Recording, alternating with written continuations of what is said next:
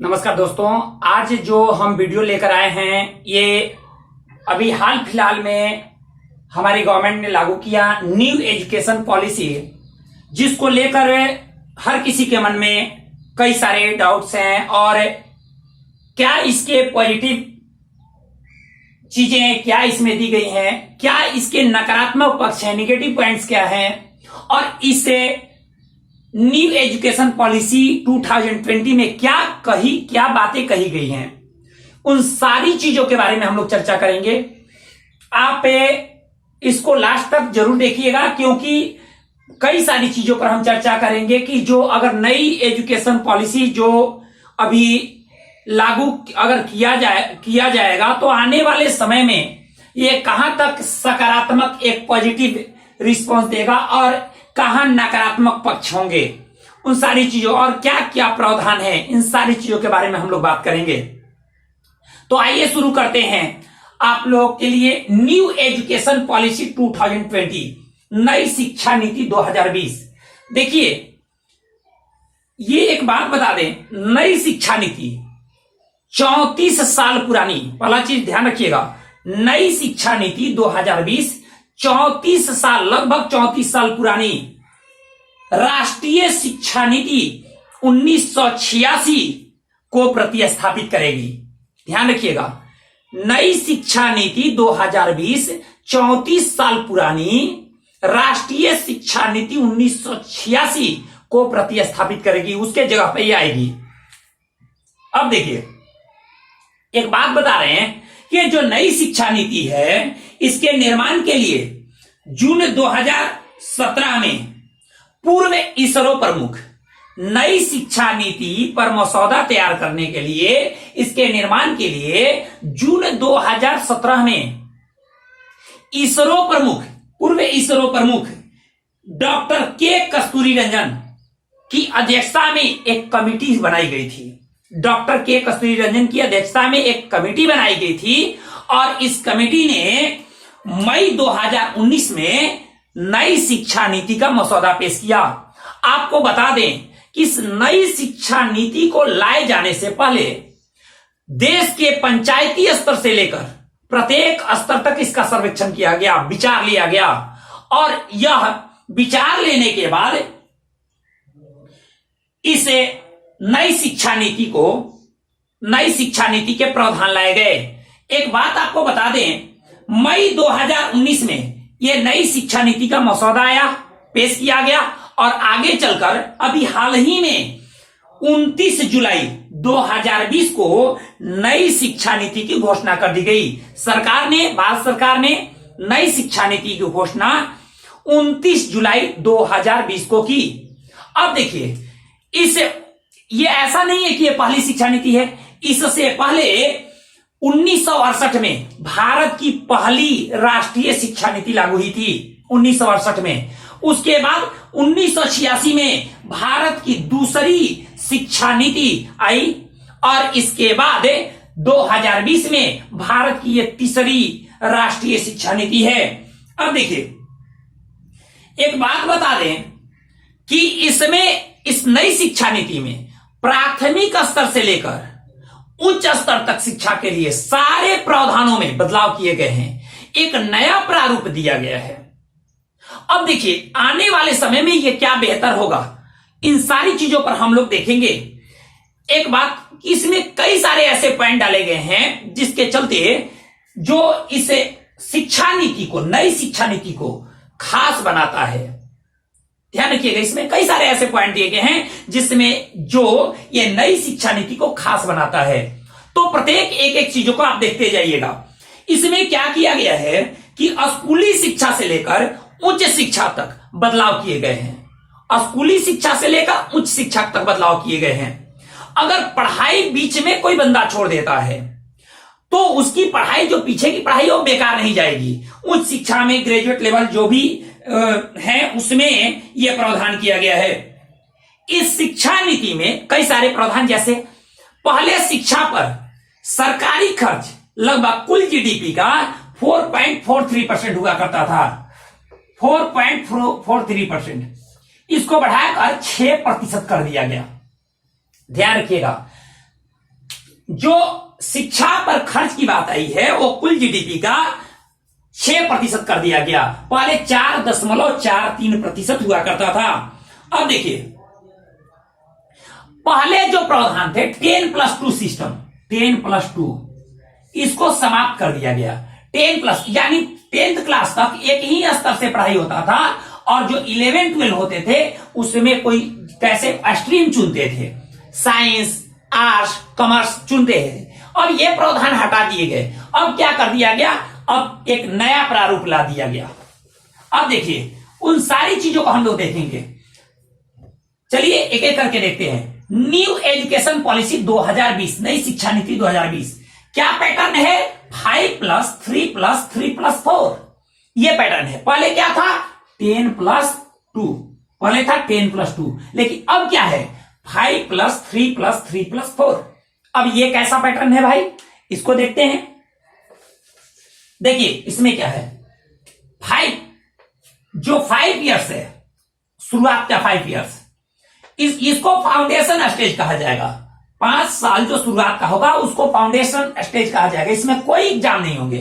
देखिए foundation stage को 2 भागों में बांटा जाएगा। Pre primary stage, pre primary 3 years, इसमें इसको कहते हैं जो प्ले वाले जो बच्चे होते हैं ना, मतलब जैसे घर पे ये 3 साल के बच्चे यहां एंट्री करेंगे, 3 साल से 6 साल तक।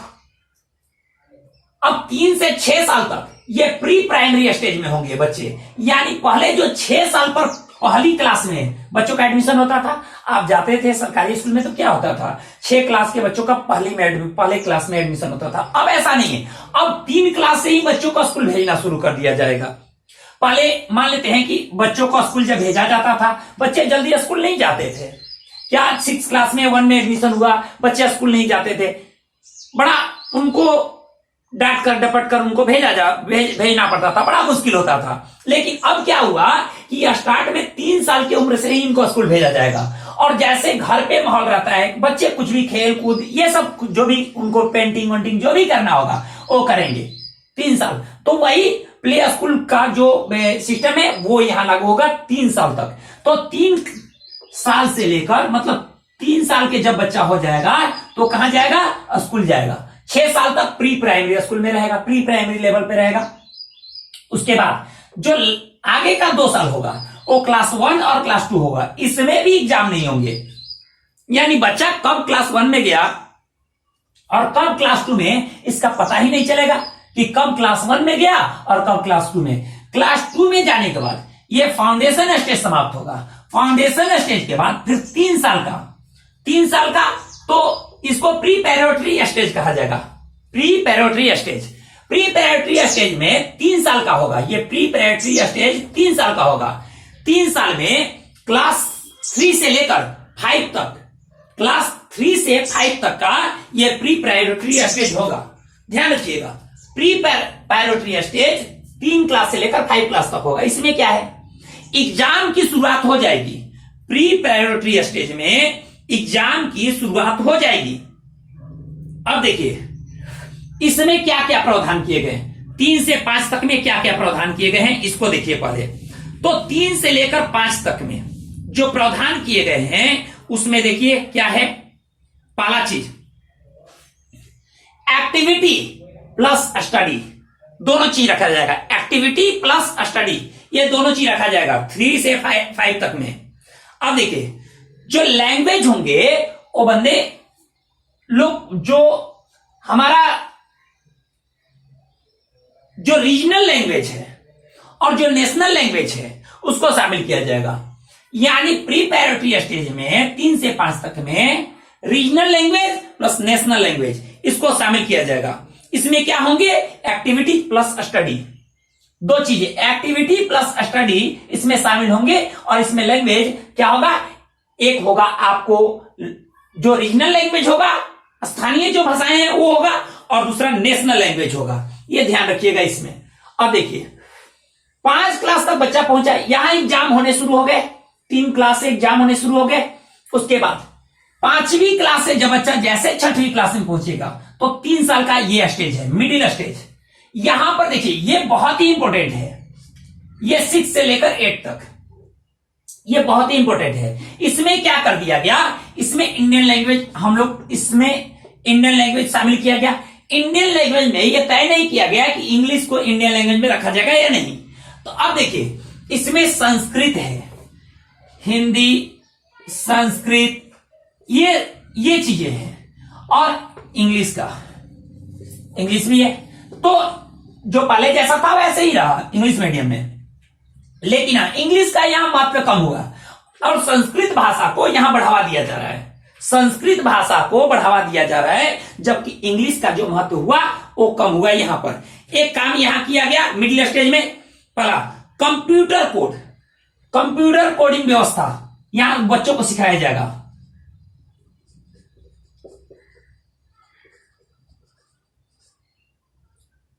कोडिंग, कंप्यूटर कोडिंग व्यवस्था यहां बच्चों को सिखाया जाएगा। इसमें बच्चे धीरे धीरे जैसे मोबाइल ऐप बनाना, उसके साथ साथ जैसे सॉफ्टवेयर तैयार करना, ये सीखेंगे। बच्चे यहीं से सीखना शुरू करेंगे। मतलब ऐसा नहीं कि बनाने लगेंगे, लेकिन उनको एक शुरुआत दिया जाएगा। जैसे मान लेते हैं आप जी देखते हैं कई सारे कंट्री में, जैसे चाइना हो गया या अन्य कई सारे कंट्री, यूरोपीय कंट्री हैं, जहां पर बच्चे शुरुआत से ही क्या इस पर काम करना शुरू कर देते हैं। तो मोबाइल ऐप तैयार करना, वो सॉफ्टवेयर तैयार करना, ये सब यहीं से सिखाया जाएगा 6 क्लास से ही। अब देखिए वोकेशनल अर्थात टेक्निकल उनको एजुकेशन दिया जाएगा। टेक्निकल एजुकेशन जैसे क्या, जैसे मान लेते हैं कि कोई लड़कियां हैं उसको सिलाई कढ़ाई ये सीखना है, तो वहीं से ये शुरू कर देंगी। अब मान लेते हैं कोई बढ़ई का काम सीखना चाहता है तो यहीं से काम शुरू कर देगा 6 to 8 में। मतलब उनको एक आपको वोकेशनल जो या टेक्निकल जो एजुकेशन है वो दिया जाएगा। देखिए यहां पर बच्चों का क्या होता है, यहां पर ऐसा नहीं होता पैसा कमाने की सोचते हैं, ये शुरुआती अवस्था है।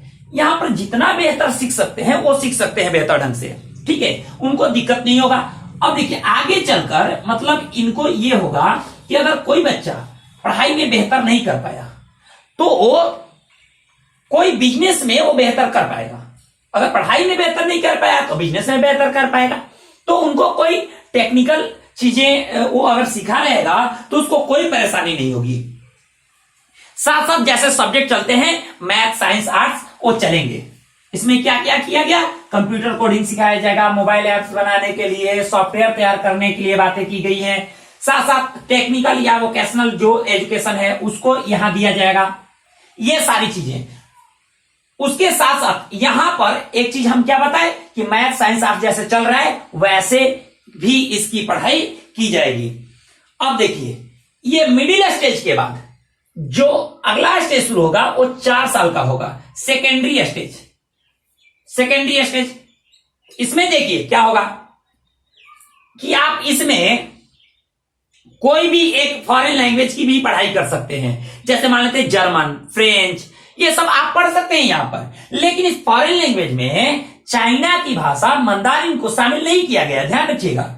जो चाइना की भाषा है, अभी चाइना के साथ देख ही रहे हैं कितना तनाव बना हुआ है, और इस स्थिति को ध्यान में रखते हुए चाइना की भाषा मंदारिन को शामिल नहीं किया गया है यहां पर, ध्यान रखिएगा। लेकिन फॉरेन लैंग्वेज में आप पढ़ाई कर सकते हैं, कोई एक फॉरेन लैंग्वेज लेकर आप पढ़ाई कर सकते हैं, जैसे जर्मन हो गया, फ्रेंच हो गया, या अन्य किसी देश का जो भी फॉरेन लैंग्वेज है उसमें आप पढ़ाई कर सकते हैं। ये 9 to 12 है, 9 to 12 4 ईयर्स का है।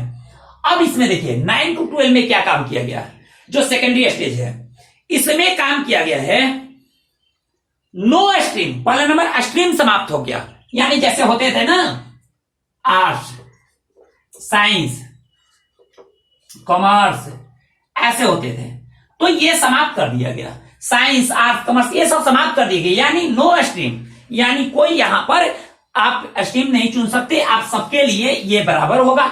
अब देखिए यहां पर क्या किया गया है, मल्टीपल सब्जेक्ट, मल्टीपल सब्जेक्ट आप चूज कर सकते हैं। जैसे मान लेते हैं कोई बंदा, मान लेते फिजिक्स में किसी को इंटरेस्ट है, फिजिक्स में, और उसके साथ साथ उसको हिस्ट्री भी इंटरेस्ट है, तो वो पढ़ सकता है।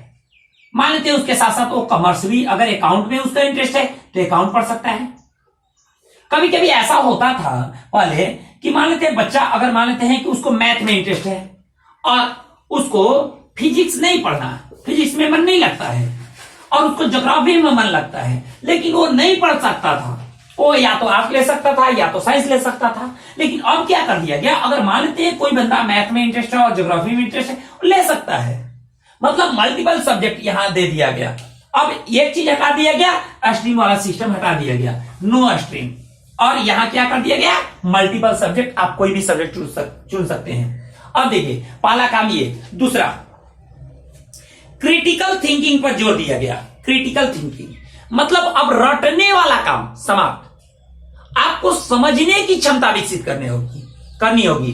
आप ऐसा नहीं है कि कोई चीज, जैसे पहले होता था कि बच्चे कोचिंग में जाते थे और उनको बस रटाया जाता था, स्कूल में भी ऐसा होता था, रटाया जाता था। अब ऐसा नहीं है। अब क्या हो गया, यहां पर क्रिटिकल थिंकिंग पे जोर दिया गया। आपको मतलब आपकी एक समझ विकसित कराई जाएगी। यहां एक समझ आपकी विकसित हो, आप रटने पर काम नहीं करेंगे। अगला नंबर, एक काम और कर दिया गया एग्जाम में, ये एक प्रावधान कर दिया गया, सेमेस्टर वाइज एग्जाम होंगे। सेमेस्टर वाइज एग्जाम, तो सेमेस्टर पहला नंबर क्रिटिकल थिंकिंग पर जोर दिया गया। नो स्ट्रीम, यहां स्ट्रीम की व्यवस्था हटा दी गई। आर्ट्स साइंस कॉमर्स खत्म। और तीसरा चीज ये रह गया, मल्टीपल सब्जेक्ट, आप कोई भी सब्जेक्ट चुन सकते हैं। जैसे फिजिक्स के साथ आप ज्योग्राफी पढ़ना चाहते हैं तो ज्योग्राफी पढ़ सकते हैं। वो एक उसका पूल बनाया जाएगा और उस पे जो सब्जेक्ट उसमें शामिल होंगे आप ले सकते हैं। तो अब देखिए, अब यहां पे एक काम और किया गया, हम क्या बोला है, semester wise exam. Semester wise exam का मतलब यह है कि प्रत्येक 6 महीने पर, प्रत्येक 6 माह पर एग्जाम होंगे। यानी अब बच्चा जैसे सोचता था पहले, अरे यार साल भर नहीं पढ़ेंगे, लास्ट के 2 महीना में अच्छे से पढ़ेंगे और रिजल्ट देंगे। अब ऐसा नहीं कर सकता बच्चा। अब क्या करेगा, प्रत्येक 6 महीने पे एग्जाम होंगे और सबका रिजल्ट जोड़ करके फाइनल ईयर्स में दिया जाएगा। मतलब साल भर में 2 एग्जाम हो गए, 9th क्लास में 2 एग्जाम होंगे, दोनों एग्जाम का एक साथ वो जोड़ करके मार्क्स दिया जाएगा। अब मार्क्स जो दिया जाएगा वो 2 तरह से चीजें हो गई मार्क्स देने की व्यवस्था। मार्क्स बंदा अकेले नहीं देगा, उसमें मार्क्स टीचर नहीं देंगे। मार्क्स अब क्या, टीचर तो देंगे ही, प्लस आपके फ्रेंड्स देंगे, और साथ साथ आप सेल्फ भी आकलन करेंगे। यानी आप अपना आकलन खुद भी करेंगे, साथ साथ आपके फ्रेंड्स देंगे और टीचर, और तीनों को देख करके आपका फाइनल रिजल्ट तैयार होगा। अब देखिए यहां 3 ओर से आपके मार्क्स दिए जा रहे हैं और उसका एवरेज दे करके, उसको देख करके, तीनों के मार्क्स को देख करके आपका फाइनल मार्क्स तैयार होगा। इस चीज को ध्यान रखिएगा। अब देखिए आगे का प्रावधान,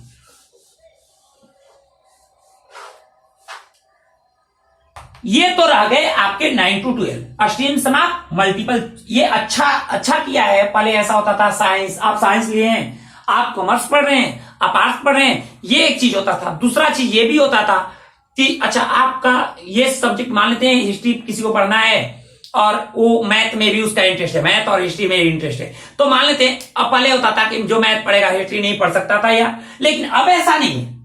अब ऐसा बिल्कुल नहीं है। अब मान लेते 11th क्लास में भी जाएगा तो सेमेस्टर वाइज एग्जाम है, साल में 2 एग्जाम होंगे। 12 में साल में 2 एग्जाम होंगे। अब तो आपको फाइनल रिजल्ट दिया जाएगा। तो ऐसे कर दिया गया। यानी ये आपको हो गया 5 + 3 + 3 + 4, 5 इयर्स स्टार्टिंग हो गया, फाउंडेशन स्टेज, 3 इयर्स प्रीपैरेटरी स्टेज हो गया, 3 इयर्स मिडिल स्टेज हुआ और आपको 4 इयर्स सेकेंडरी स्टेज हुआ। आप कहां तक आ गए, 10 + 2 जो होता था वो समाप्त हो गया। अब 10 + 2 समाप्त और कर दिया गया 5 + 3 + 3 + 4। आ गए आप 12 तक। 12 के बाद अब ग्रेजुएशन में जाइएगा।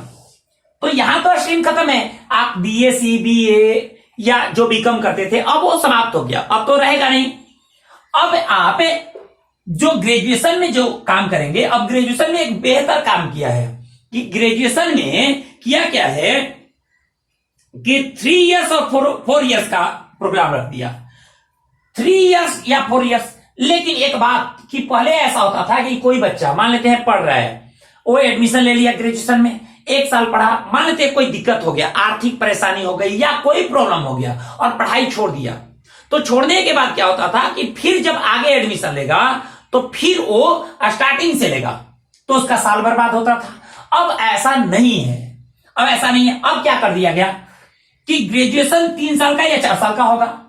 अगर 1 साल का आप किए तो एक, मान लेते हैं आप पढ़ रहे हैं पढ़ाई, आपने एडमिशन लिया ग्रेजुएशन में, एक साल आपने पढ़ा, एग्जाम दे दिया और पता चला कि आपके पास पैसे की प्रॉब्लम हो गई या किसी कारणवश आप नहीं कर पाए, तो एक साल आप पढ़े तो उसका भी सर्टिफिकेट दिया जाएगा, उसका सर्टिफिकेट दिया जाए। मान लेते हैं 2 साल आपने पढ़ा, तो 2 साल पढ़े तो उसके डिप्लोमा सर्टिफिकेट दिए जाएंगे।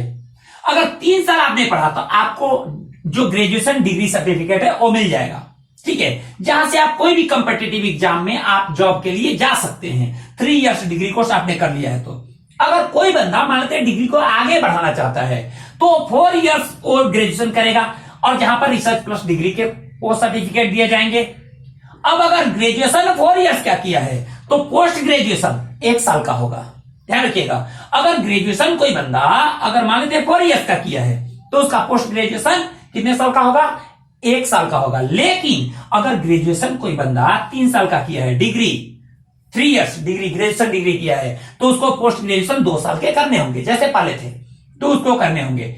ये एक काम और किया गया, एमफिल को हटा दिया गया, एमफिल को हटा दिया गया और रखा पीएचडी को रखा गया है, डॉक्टर ऑफ फिलॉसफी रखा गया है 4 साल का, तो पीएचडी रखा गया है, एमफिल समाप्त।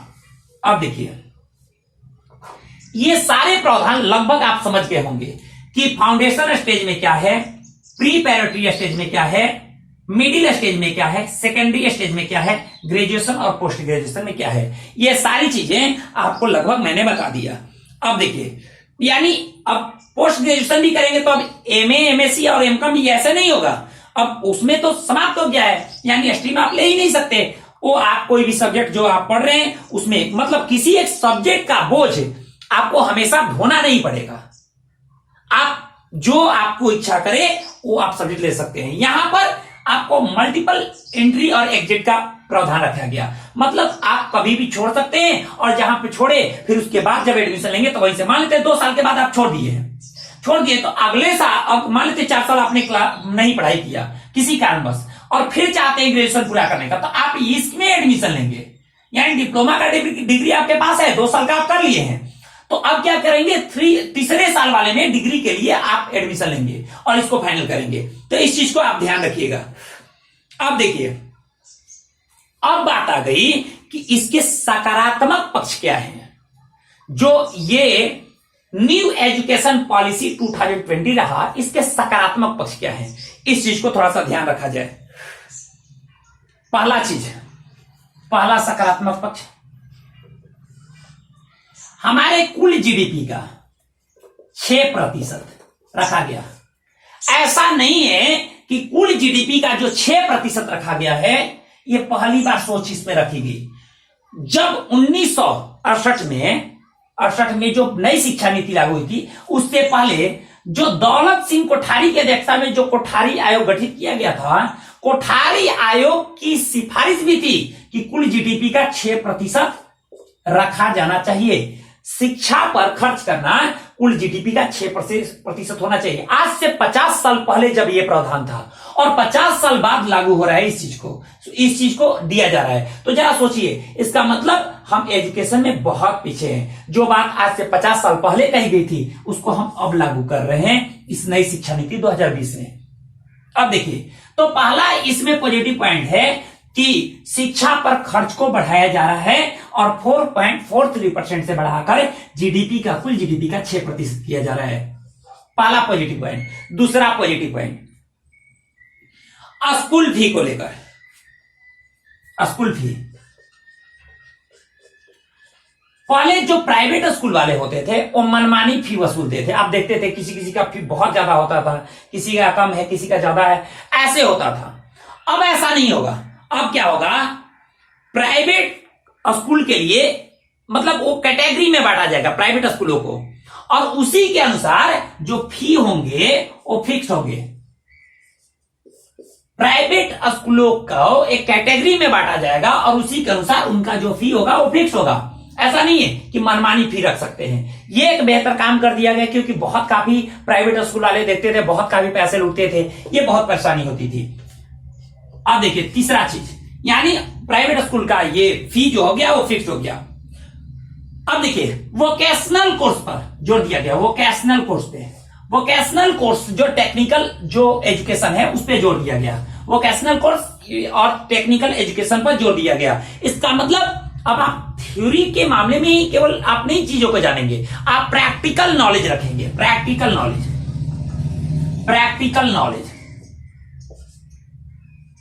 यानी प्रैक्टिकल नॉलेज आप ले सकेंगे, इस चीज पे आपको जोर दिया गया।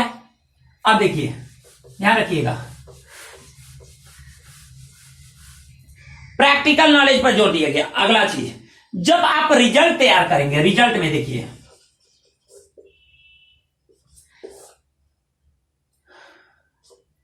रिजल्ट्स में क्या प्रावधान किए गए। टीचर आपको मार्क्स देंगे,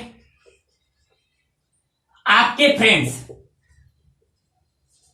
मार्क्स देंगे और आप सेल्फ भी अपना आकलन करेंगे। ऐसी स्थिति से आप मान लेते हैं आपके फ्रेंड्स आपको मार्क्स दे रहे हैं, तो आप अपने फ्रेंड्स के साथ अपने व्यवहार को अच्छा बनाकर रखिएगा। यानी दोस्तों के साथ आपका जो स्वभाव होगा वो अच्छा होगा। अगर स्वभाव अच्छा होगा तो सभी दोस्त यही सोचेंगे, सब दोस्त एक दूसरे के प्रति अच्छे व्यवहार रखेंगे, अच्छे स्वभाव रखेंगे। क्यों? क्योंकि अब आपको उनके थ्रू भी मार्क्स मिलेगा। अगर आप सोचिए अरे यार उसके साथ व्यवहार खराब रखेंगे, मार्क्स नहीं देगा, मान लेते हैं, तो ऐसी स्थिति उत्पन्न होती। इससे क्या कि इससे एक ऐसी स्थिति नहीं उत्पन्न होगी। वो क्या होगा कि लोग एक दूसरे से व्यवहार को अच्छे ढंग से बनाकर रखेंगे। ये एक फायदा हुआ। और आप सेल्फ आकलन भी कर सकेंगे कि आप कितने बेहतर हैं और कितने कहां कमी है, आप खुद आकलन भी कर सकेंगे। ये काम कर दिया गया। अगला चीज, पांचवा जो इसका पॉजिटिव पॉइंट है, जो फॉरेन यूनिवर्सिटी हैं, जो टॉप 50 जो फॉरेन यूनिवर्सिटीज हैं, मतलब विश्व के 50 जो विश्वविद्यालय हैं, जो विदेशी जो विश्वविद्यालय हैं, उनको भारत में अपना ब्रांच खोलने की अनुमति दे दी गई। भारत में वे अपना कैंपस, वे अपना ब्रांच खोल सकते हैं। हालांकि ये पहली बार नहीं है। मनमोहन सिंह की सरकार ने पहले ही इसको ये प्रावधान किया था कि जो फॉरेन जो यूनिवर्सिटी है वो भारत में अपना ब्रांच खोल सकते हैं। और ये प्रावधान था कि वो 50 करोड़ रुपए उनको पहले सिक्योरिटी मनी जमा करना होगा, नहीं तो पता चलेगा कि आए, और वो उन्होंने सही ही किया था। अगर आए, मान लेते हैं फॉरेन जो भी यूनिवर्सिटी है वो आए, एडमिशन लिया, सब कुछ चल रहा है और पता चला कि यहां से भाग गए, तो ऐसी स्थिति से बचने के लिए वो 50 करोड़ सिक्योरिटी मनी रखने का प्रावधान। हालांकि उस समय बीजेपी की सरकार थी, तो उसने बीजेपी की सरकार जो विपक्ष में थी विरोध किया था। खैर वो पॉलिटिकल मुद्दा हम लोग को नहीं बनाकर चलना है, लेकिन इस चीज को ध्यान रखना है कि इस एक काम किया गया कि यहां पर जो फॉरेन यूनिवर्सिटी हैं, जो विदेशी विश्वविद्यालय हैं, उनको भारत में ब्रांच खोलने की अनुमति दे दी गई। ये एक बेहतर काम किया गया। मान लेते हैं जो कैम्ब्रिज हो गया, ऑक्सफोर्ड हो गया, मतलब ऐसे यूनिवर्सिटी जो टॉप 50, ऐसा नहीं कि जो मन किया वो। मान लेते हैं पाकिस्तान का कोई यूनिवर्सिटी है, इस्लामाबाद विश्वविद्यालय आ गया यहां पर और यहां कैंपस खोल दिया, ऐसा नहीं। और विश्व के जो 50 टॉप 50 जो यूनिवर्सिटी हैं, उनमें से वो कोई भी अपना यहां ब्रांच खोल सकेगा। ये काम कर दिया गया। यानी बच्चे अब फॉरेन यूनिवर्सिटी में भी इंडिया से रहकर भी पढ़ाई कर सकते हैं। ये काम किया गया है जो पॉजिटिव है। अब देखिए अगला जो पॉजिटिव पॉइंट है, इसमें अलग अलग इस प्रावधान को पूरी तरह लागू करने के लिए और संचालित करने के लिए 4 अलग अलग कमेटी बनाई गई, 4 अलग अलग डिपार्टमेंट बनाए जाएंगे। अब देखिए इस 4 डिपार्टमेंट में एक जो कि सिलेबस को तय करेगा, जरूरी है सिलेबस को तय करना कि सिलेबस क्या रहेगा, सिलेबस में क्या बदलाव आएंगे, और ये चीजें जरूरी है यहां पर। तो जो पहला जो इसके तहत जो पहला जो डिपार्टमेंट होगा वो सिलेबस तय करेगा। दूसरा जो होगा वो देखेगा इंफ्रास्ट्रक्चर को, जो हमारी आधारभूत संरचनाएं हैं उसको देखेगा, आधारभूत संरचनाओं को देखेगा, और आधारभूत संरचनाओं को देखने के बाद उसको मजबूत कहां कहां कमी है, जैसे मान लेते कहां बिल्डिंग की व्यवस्था नहीं है, कहां पर मतलब प्लेग्राउंड की व्यवस्था नहीं, उन सारी चीजों को ध्यान में रखेगा और उसके लिए जो भी कार्य करेगा। अगला एक जो टीचर के सैलरी और स्कॉलरशिप से रिलेटेड चीजों पर काम करेगा, और चौथा होगा रिजल्ट से काम करेगा। यानी 4 अलग अलग डिपार्टमेंट बनाए जाएंगे। अब एक बात जरा सोचिए, पहले क्या होते थे, मान लेते हैं बिहार यूपी में ऐसे होते थे, पता चलता था हाँ आपका यहाँ मान लेते हैं आप पटना के हैं, आपका कॉपी कहाँ गया है, आपका भागलपुर गया है। बच्चा क्या होता था, भागलपुर पहुंच जाता था, कहाँ, किस स्कूल में, इस स्कूल में है, वहां पहुंच जाता था उससे टीचर से संपर्क करने के लिए कि सर मेरा बढ़ा दीजिए, पैसा ले लीजिए। ये कई सारे यहां पर प्रॉब्लम होते थे। लेकिन अब ये क्या काम कर दिया गया कि एक अलग डिपार्टमेंट रहेगा जो रिजल्ट तैयार करेगा। यानी अब बच्चे को इस बात को कोशिश होगा कि बच्चे की पहुंच से दूर रहे, बच्चे इस चीज के पहुंच से दूर रहे, बच्चे को इस चीज की जानकारी न रहे। अब बच्चा इस चीज से मतलब ये करे कि नहीं हमको बस पढ़ाई करना है, और जो हम लोग साल में 2 महीने पढ़ करके और एग्जाम देते थे वह वाला मामला अब नहीं रहेगा। इस बात को ध्यान रखिएगा। अब देखिए निगेटिव पॉइंट क्या है इसके, निगेटिव पॉइंट नकारात्मक पक्ष क्या है इसके, नकारात्मक पक्ष। तो नकारात्मक पक्ष में देखिए क्या किया गया,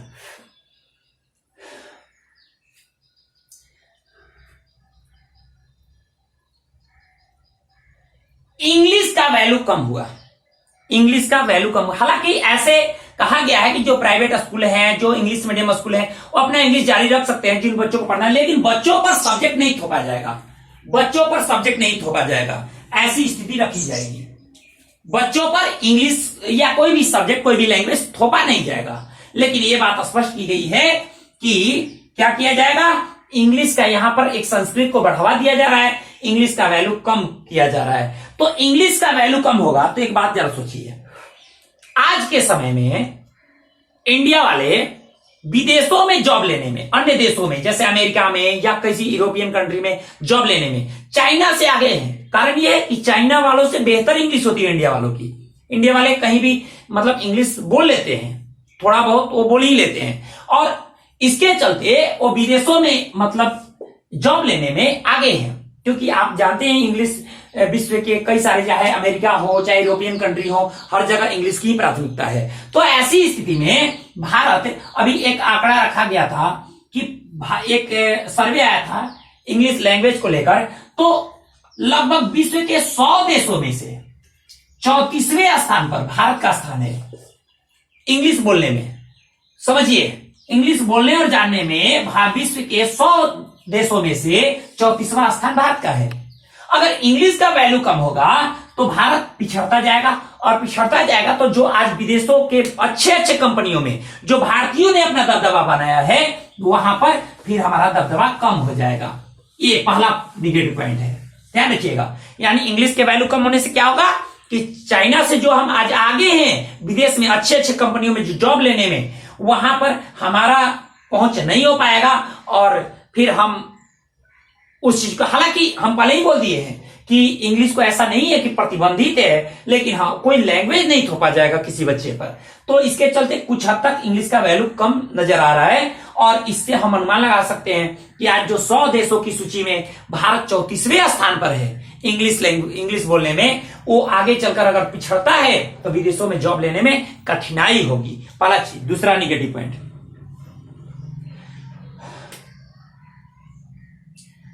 दूसरा निगेटिव पॉइंट क्या है, तो देखिए जो कंट्रोल बॉडी है वो तय करेगी कि स्टेट क्या करेगा।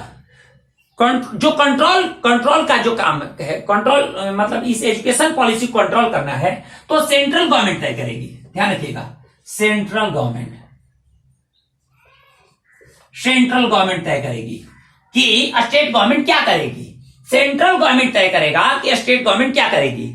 आप जानते हैं कि भारत में संघात्मक शासन व्यवस्था है, और यहां पर शक्तियों का बंटवारा किया गया है राज्य और केंद्र के बीच। लेकिन अब क्या है, ये एकात्मक व्यवस्था को सूचित कर रहा है, क्योंकि सेंट्रल गवर्नमेंट तय करेगी कि स्टेट गवर्नमेंट अपने यहां किस प्रकार का एजुकेशन सिस्टम कैसा रखेगा। ये सेंट्रल गवर्नमेंट, तो थोड़ा एकात्मक और संघात्मक को लेकर यहां पर थोड़ा सा निगेटिव पॉइंट एक बन रहा है कि ये भारत एक संघात्मक व्यवस्था है भारत में, और इससे एकात्मक व्यवस्था प्रदर्शित हो रहा है। अब देखिए अगला चीज, हमको लगा कि जैसे यहां पर फॉरेन लैंग्वेज रखा गया है, उसमें चाइना की भाषा मंदारिन नहीं, हमको ऐसा लग रहा है मंदारिन नहीं रखा गया है, रखा जाना चाहिए था। मुझे ऐसा लगता है रखा जाना चाहिए, मैं सपोर्ट नहीं कर रहा हूं, लेकिन हमको ऐसा लगता है कि अगर उसके लैंग्वेज को हम जानेंगे तो उसकी पॉलिसी, उसके प्रत्येक चीजों को हम समझ पाएंगे और उससे है कि हम प्रत्येक चीजों को जब समझेंगे चाइना के, तो उसके प्रत्येक गतिविधियों पर हम नजर रख सकते हैं, हमको ऐसा लगता है। लेकिन बाकी जो भी चीजें हैं, सरकार ने अभी हाल फिलहाल में एक तनाव बना हुआ है, शायद इसलिए इसको शामिल नहीं किया गया, आगे चलकर हो सकता है शामिल हो, तनाव कम हो तो आगे हो सकता है कि पॉलिसी में ये डाला जाए, हालांकि इस पे बात अलग ही है। अगला चीज एप्टीट्यूड ऑफ टीचर्स, जो शिक्षक का व्यवहार है, जो उनका पहनावा है। जैसे आप देखते हैं टीचर जाते हैं स्कूल में या मान लेते हैं इंस्टीट्यूट वाले, एक आते हैं 4 व्हीलर गाड़ी से आते हैं, एक एकदम हाई फाई एकदम रहते हैं, शर्ट पैंट ऐसे पहनेंगे, एकदम नॉर्मली टीचर लगता है बच्चे लोग तो सर तो इतना मतलब कुछ नहीं, मतलब कुछ भी नहीं पाते, वो लगता है एक दबाव में है स्टूडेंट। वैसी स्थिति में बहुत सारे टीचर क्लास में सही ढंग से नहीं पढ़ाते, कितने तो गाली बच्चे लोग को ये देते, तो बच्चों पे इसका निगेटिव असर जाता है। तो ये चीज होना चाहिए था कि वो तय किया जाना, टीचर्स को लेकर ये प्रावधान कुछ नहीं किया गया है, तो ये किया जाना चाहिए था कि कौन टीचर अच्छे, मतलब अच्छे और बुरे टीचर की पहचान करके और उनको डालना, तो वो चीजें, उनके व्यवहार को तय करना, ये सारी चीजें उनके अंदर ऐसा होना चाहिए जिसको रखा जाना चाहिए था मेरे अनुसार। बाकी सारी चीजें तो मान लेते हैं गवर्नमेंट जो कर रही है वो तो अपने से उस पर विचार करके ही कर रही है। अब देखिए एक बात और लग रहा है कि ये जितनी व्यवस्थाएं की गई है, क्या ये संभव है लागू किया जाना? ध्यान रखिएगा, ये जितनी व्यवस्थाएं की गई हैं, क्या इसको संभव है? क्या भारत का इंफ्रास्ट्रक्चर उतना मजबूत है? आपको एक बात बता रहे हैं, अभी जो प्राथमिक स्तर पर जो शिक्षा पर खर्च किए जाते हैं, उसमें लगभग 2.35 प्रतिदिन खर्च होते हैं एक बच्चों पर, जबकि हायर एजुकेशन के लिए लगभग 28.69 हायर एजुकेशन पर खर्च होते हैं। अब जरा सोचिए, ये बहुत ही कम है। आप सोच सकते हैं पर डे 2.35 जो प्राइमरी और सेकेंडरी लेवल एजुकेशन है उसमें, और 28.69 आपको जो हायर एजुकेशन है उसमें खर्च हो रहे हैं, तो ये बहुत ही कम है। दूसरा चीज, 1964-66 में कोठारी आयोग, जो दौलत सिंह कोठारी की जो अध्यक्षता में जो समिति बनी थी और शिक्षा को उसने रिपोर्ट दिया था कि 6% खर्च होना चाहिए कुल जीडीपी का। आज 50 वर्ष बाद आप उस 6% को लेकर आ रहे हैं, तो क्या ये सही है? क्या हम पीछे नहीं है? इस चीज को ध्यान रखिए। दूसरा चीज, एक चीज और लगता है, आप अगर पूरा आंकड़ा देखिएगा, मैं कुल आंकड़ा बता रहा हूं कि आज के समय में लगभग 70% शिक्षक जो ऐसे हैं जिनको सामान्य स्तर की भी जानकारी उनको नहीं है, साधारण स्तर की भी जानकारी नहीं है, उनको नॉलेज नहीं है, यानी कम जानकारी वाले हैं। और आपको बता दें 50% स्टूडेंट ऐसे हैं जो मान लेते 5 क्लास में तो पढ़ते हैं लेकिन उनको 2 क्लास तक का उनको नॉलेज नहीं है। जरा सोचिए, ऐसे 50% छात्र ऐसे हैं। आपको इतना ही नहीं, आप कई सारे स्कूल को देखिएगा, कई भारत के कई सारे, इंडिया में कई सारे स्कूल हैं जो एक ही टीचर पर पूरा स्कूल चलता है। ऐसे हम आंकड़ा आपको दे रहे हैं कि लगभग 17,874 स्कूल एमपी में हैं जो सिर्फ एक टीचर द्वारा चलाए जाते हैं। यूपी में 17,006 ऐसे स्कूल हैं, 17,602 ऐसे स्कूल हैं जो कि एक टीचर पर चलते हैं। उसके बाद आप देखिएगा राजस्थान में लगभग 13,575 ऐसे स्कूल हैं जो एक शिक्षक पर चलते हैं। उसके बाद आंध्र प्रदेश, झारखंड, बिहार, कई सारे ऐसे राज्य हैं जहां पर कई सारे स्कूल सिर्फ एक शिक्षक के बदौलत चलते हैं। बहुत सारे स्कूल में आप देखिएगा ना तो वहां पीने के लिए जल की व्यवस्था सही ढंग से है, ना शौचालय की सही ढंग से व्यवस्था है, टूटी फूटी अवस्था में है, ना विद्यालय के भवन है सही ढंग से, तो एक ना शिक्षक है। तो ये क्या हमारा जो इंफ्रास्ट्रक्चर है इतना मतलब कमजोर है, इतना बेहतर नहीं है कि हम इसको आगे लेकर जा सके। क्या ये सही होगा कि हम अब इस न्यू एजुकेशन पॉलिसी को लागू तो करेंगे, अभी लागू नहीं हुआ है, शायद हालांकि कोरोना के चलते और टाइम लगेगा ना, क्योंकि सारी चीजों को सिलेबस तैयार करना, इसका सारा पैटर्न, सारा डिपार्टमेंट तैयार करना। अभी मतलब इसमें एक और काम कर दिया गया कि जो मानव संसाधन विकास मंत्रालय था उसको शिक्षा मंत्रालय नाम दे दिया गया, तो ये भी काम कर दिया गया।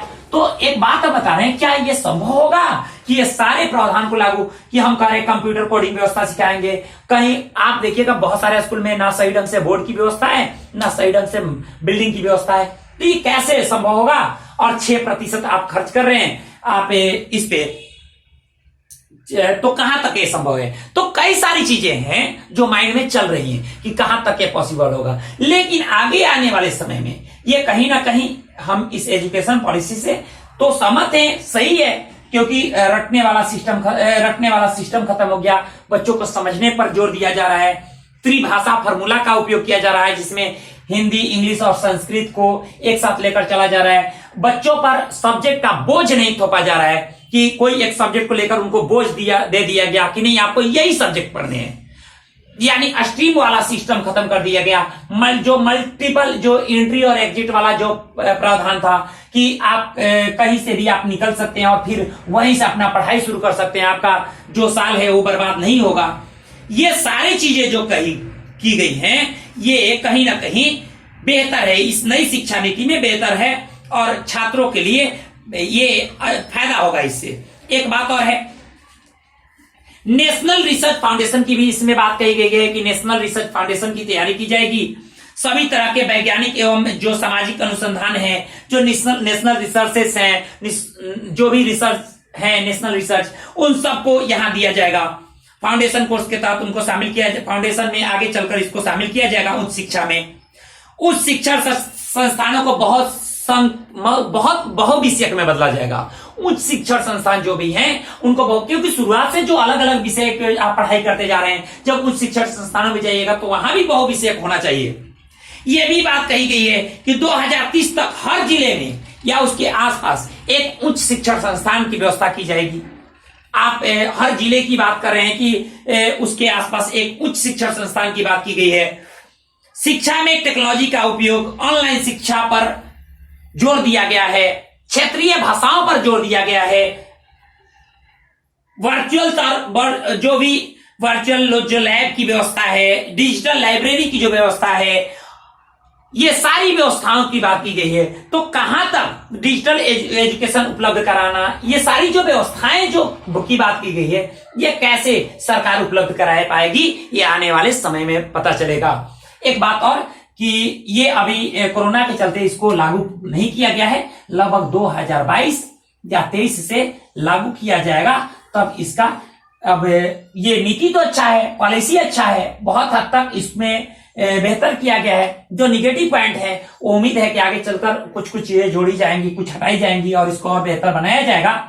लेकिन अब यह सवाल खड़ा होता है कि 2022-23 में ये लागू होगा तो कहां तक यह पॉलिसी लागू करने के बाद सक्सेसफुल हो पाएगी, सफल हो पाएगी, इस पर ध्यान देने योग्य बात है। दोस्तों, ये जो नई शिक्षा नीति 2020 है, मैं उम्मीद करता हूं आप लोग इस चीज को समझे होंगे।